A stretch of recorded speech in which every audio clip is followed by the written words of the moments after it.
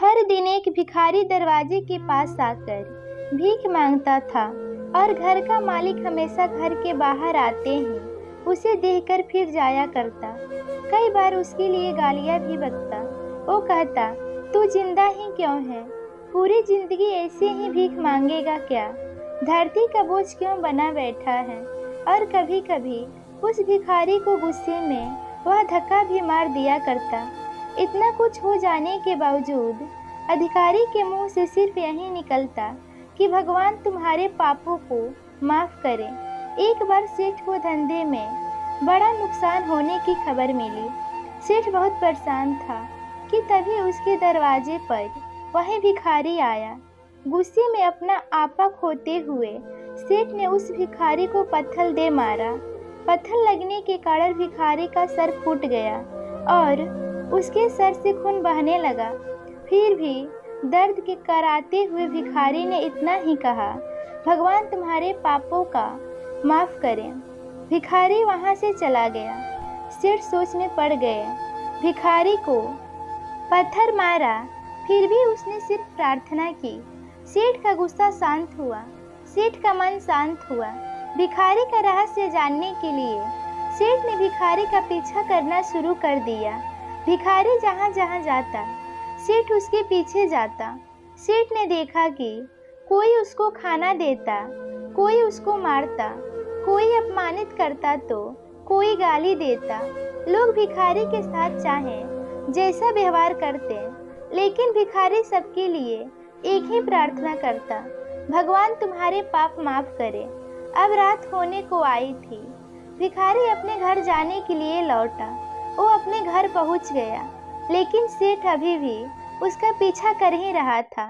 एक पुरानी टूटी हुई खटिया पर एक बूढ़ी औरत लेटी हुई थी। काफी कमजोर और बीमार लग रही थी। वह भिखारी की पत्नी थी। अपने पति को वापस आता देख वह खाट से उठ खड़ी हुई।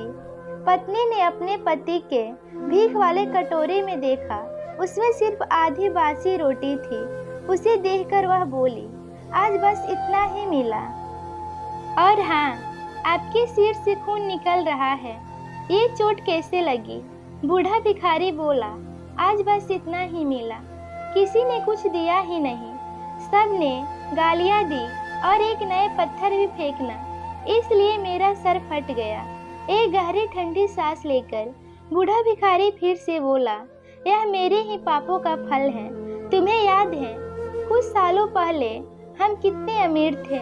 क्या कुछ नहीं था हमारे पास हर चीज जरूरत से ज्यादा थी, लेकिन हमने कभी दान नहीं किया। और उससे भी बुरा हमने उस अंधे भिखारी के साथ किया जो हमारे द्वार पर भीख मांगने आया करता था। बूढ़ी पत्नी की आंखों में आंसू आ गए। वह बोली, हाँ, हम उस बेचारे अंधे के साथ बहुत बुरा करते थे, उसका अपमान करते थे, उसे खाने के लिए रोटी की जगह कागज दिया करते, उसका मजाक उड़ाया करते और कभी कभी मारा भी करते। मैंने कभी उसको रास्ता नहीं दिखाए। एक बार मैंने उसके मुंह पर मिट्टी भी फेंकी थी और वह हमेशा दुखी होकर यही कहता कि भगवान तुम्हें तुम्हारे किए की सजा देगा, भगवान तुम्हारे पापों की सजा जरूर देगा। उसका श्राप सच हुआ और हम इस दुखी भरी जिंदगी में आ गए। भिखारी बोला, हाँ, उसका श्राप सच हुआ, इसलिए मैंने किसी को बदवा नहीं देता, चाहे कोई मेरे साथ कैसा भी। लिए प्रार्थना करता हूँ। मैं नहीं चाहता कि कोई भी हमारे जैसे जिंदगी का अनुभव करे, किसी को भी हमारे जैसे दुखों का सामना करना पड़े। वो नहीं जानते कि वह कितना बड़ा पाप कर रहे हैं, इसलिए अनजाने में हुए पाप की ऐसी सजा किसी को भी मिले मैं नहीं चाहता। सेठ वहीं पर छुप कर यह सारी बातें सुन रहा था। अब उसे सब कुछ समझ में आ गया था। भिखारी और उसकी पत्नी ने वह आधी रोटी मिल बांटकर खाए और भगवान को धन्यवाद बोलकर सो गए। अगले दिन बड़ा भिखारी फिर से भीख मांगने गया। सेठ के घर के पास जाते हैं। सेठ ने पहले से गर्म रोटियां उसके लिए निकाल कर रखी थी।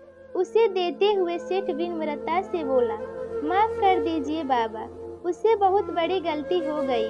बूढ़ा भिखारी बोला, भगवान तेरे भला करे। इतना कहकर वह आगे निकल गया। इस कहानी से जो सीख लेने लायक है वह बड़ी ही सिंपल है कि बुरा कहे या भला करे, लेकिन भगवान सिर्फ कर्म के हिसाब से उसको फल देता है। क्या हुआ अगर भगवान नहीं दिखता है? लेकिन यह बात बिल्कुल सच है, उसके खाते में सबका हिसाब बहुत पक्का होता है। इसलिए जब किसी के लिए कुछ भी करो तो अच्छा ही करो।